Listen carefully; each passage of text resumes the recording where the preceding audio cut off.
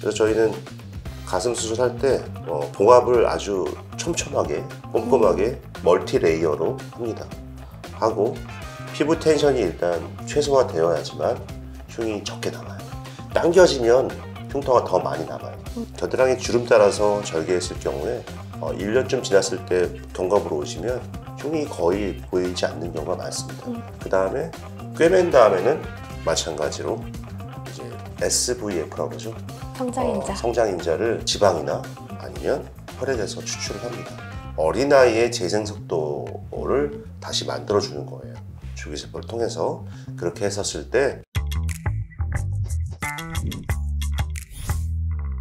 안녕하세요. 성스러운 TV 성형외과 전문의 박성수 원장입니다. 안녕하세요. 성스러운 TV 봉봉성형외과 실장 남주혜입니다. 이제 여름이 오고 있거든요. 올해 여름은 조금 더 빨리 온다고 하고 굉장히 뜨거운 여름이 될 거라고 말이 많은데 여름이 점점 더워지는 것 같아요. 네, 점점 동남아가 되어가고 있는 것 같은데 여자 입장에서 봤을 때 내가 수술했다고 사실 티를 내고 싶지는 않잖아요. 근데 환자분들께서 항상 안 보이는 곳에 흉터를 내주세요 라고 많이 문의를 주시고 아니 그 환자분들이 원래 내 거야 이렇게 주장을 하시니까 네. 이 소개가 없어. 소개가 근데 이제 나 수술했다고 얘기하고 봉봉성형외과에서 했다고 얘기를 해야 소개가 많을 텐데 자기 거래 자기 거.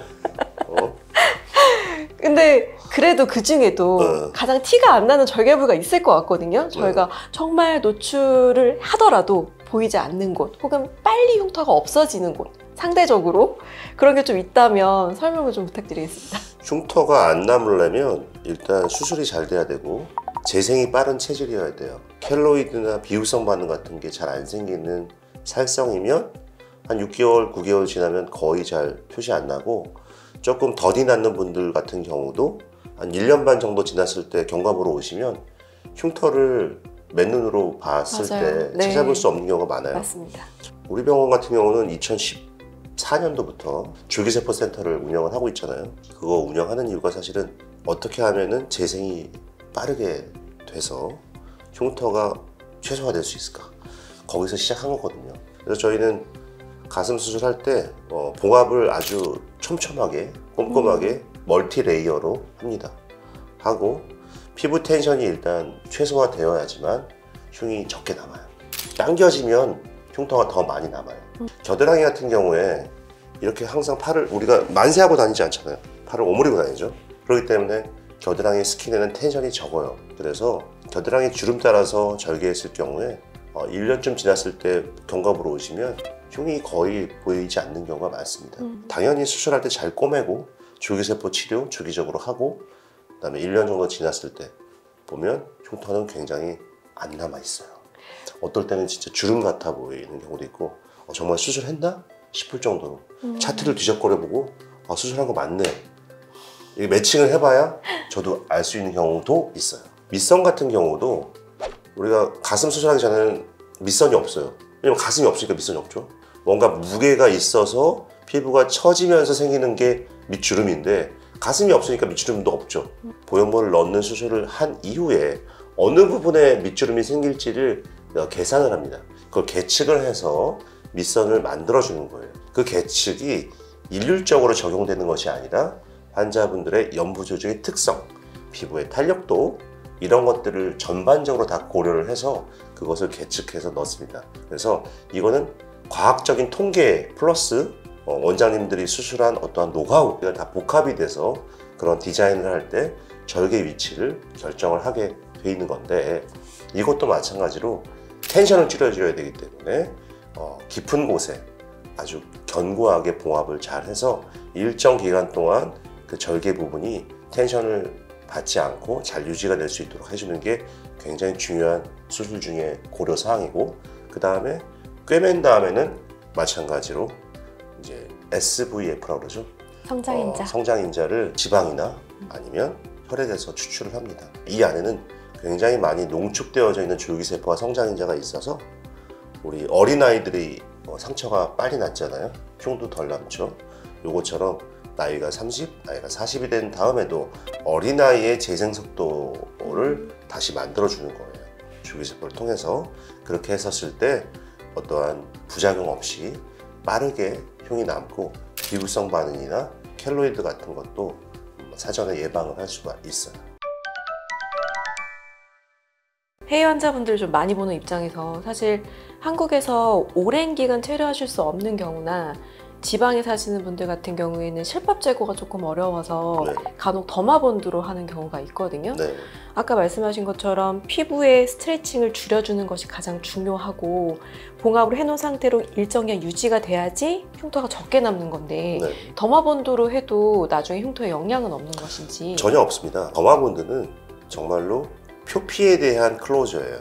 표피, 진피, 피하지방층, 그리고 지방층 옆에 있는 근막, 그 다음에 근육층을 싸고 있는 근막, 다양한 층들이 존재합니다. 피부의 텐션이 0이 될 수 있게끔 심부에서부터 차근차근 이렇게 클로저를 견고하게 해주게 되면 그 하단 부분의 진피를 잘 봉합을 해주면 피부에 가해지는 텐션은 거의 없어요. 다만 물이나 이런 습기가 컨택이 돼가지고 수술한 상처가 오염될까봐 거기를 더마본드로 한번 코팅을 시켜주는 의미를 갖습니다. 그래서 표피봉합은 굳이 하지 않고 진피봉합을 완벽하게 해주고 표피는 그냥 더마본드로 그 밀폐를 시켜주는 겁니다. 그럼 저희가 상담할 때 어떤 흉터 부에 관계없이 네. 흉터에 대한 걱정이 없게끔 안심하시게끔 말씀을 자신 있게 드려도 되겠네요. 네, 뭐 흉터 걱정을 최소화시키는 수술을 진행하면 사실상 수술 후에 흉터는 크게 문제가 되지 않습니다. 이건 좀 번외의 이야기인데 네. 환자분이 한 분 오셨는데 네. 다른 사람들이 내가 수술했다는 거를 알아차리게 하고 싶지 않다. 그래서 수술했는데도 불구하고 이렇게 파이는 옷이라든지 비키니 이런 건 전혀 못 입으시고 다른 사람이 알아볼까 두려운 마음 때문에 남자친구도 못 사귀신다. 이런 이야기가 있는데 상대방이 저분은 혹시 가슴 성형했나? 라고 알아볼 수 있는 확인 방법 같은 게 있는 건가요? 수술한 티가 나는 게 봤을 때 보여지는 거하고 만졌을 때 느껴지는 게 두 가지가 있어요. 일단 봤을 때 이거 수술했구나 라는 거는 흉터를 보면 일단 알 수 있겠죠. 그 다음 두 번째는 보형물 주변이 동그랗게 이렇게 테두리가 보이는, 엣지가 보이는 현상, 그런 것들은 수술했구나를 알 수 있어요. 워낙에 살집이 없는 분이 상당히 큰 보형물을 욕심내서 수술을 하게 되면 가슴골이 굉장히 인위적으로 보입니다. 테두리 땡그랗게 보이고 가슴골 이만큼 벌어져 있고 특히나 대흉근이라고 하는 가슴 근육 밑에다가 보형물 넣어놓으면 더 많이 티납니다. 이렇게 움직일 때 불끈불끈 움직이기도 하거든요. 그러니까 봤을 때 그렇게 티날 수 있고요. 두 번째, 만져봤어. 봤을 땐 괜찮았는데 만져보니까 알겠더라. 이건 뭐냐면 촉감이 좋지가 않은 거예요.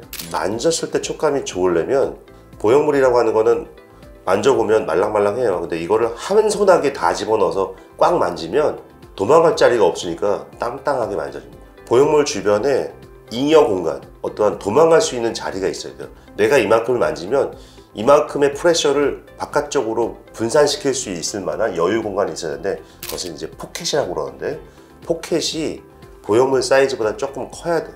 그리고 포켓을 이루고 있는 이 피막이 얇아야 돼요. 신축성이 있어서 잘 늘어날 수 있어야 돼요. 보형물을 덮고 있는 조직이 충분해야 돼요. 우리가 덮고 자는 이불 중에 혼이불이 있고 솜이불이 있어요. 혼이불은 얇은 거잖아요. 뭐 이불 속에 뭐가 들어가 있으면 바깥으로 봤을 때 금방 알죠. 네. 근데 솜이불은 어때요? 뭐가 있어도 잘 모르잖아요. 그런 것처럼 살이 충분해야 된다. 원장님께서 이렇게 딱 만졌을 때 탱탱한 공이 들어있는 느낌이 든다고 하셨는데 그러면 원장님께서는 만지셨을 때 안에 어떤 보형물이 들어있는지 촉감으로 아실 수 있나요? 있는 경우도 있고 없는 경우도 있어요. 지금은 안 쓰이지만 물방울 보형물 넣은 상태의 가슴은 만져보면 네. 되게 알 수 있고요. 그 다음에 과거에 쓰였던 A 모사의 네. 라운드 텍스처 타입 보형물, 거칠거칠한 표면에 그런 보형물인데 뭐 마르셨다. 네. 그러면 거의 알 수 있고요. 근데 이제 수술이 잘 됐으면 저도 잘 모르는 경우도 있어요. 그러면 이제 보형물 넣었는데 난 정말 티가 나는 게 1도 싫다.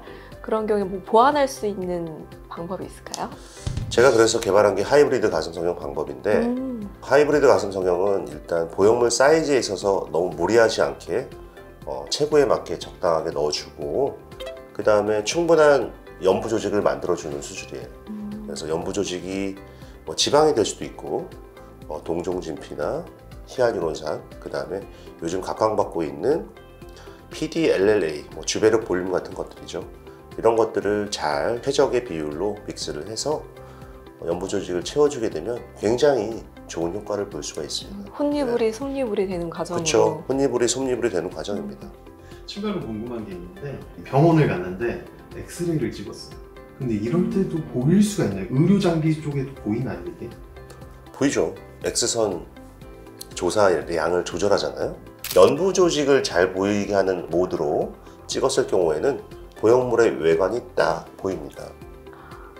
세상에 비밀은 없네요. 근데 뭐 사실 보형물이 내 몸에 있다라는 거를 숨기고 싶을 정도로 그렇게 하다면 네. 보형물 수술 안 해야죠. 그렇죠. 그리고 요즘 네. 시대도 많이 변해서 사실 그렇게 숨기려고 하시는 분들이 네. 많지는 않습니다.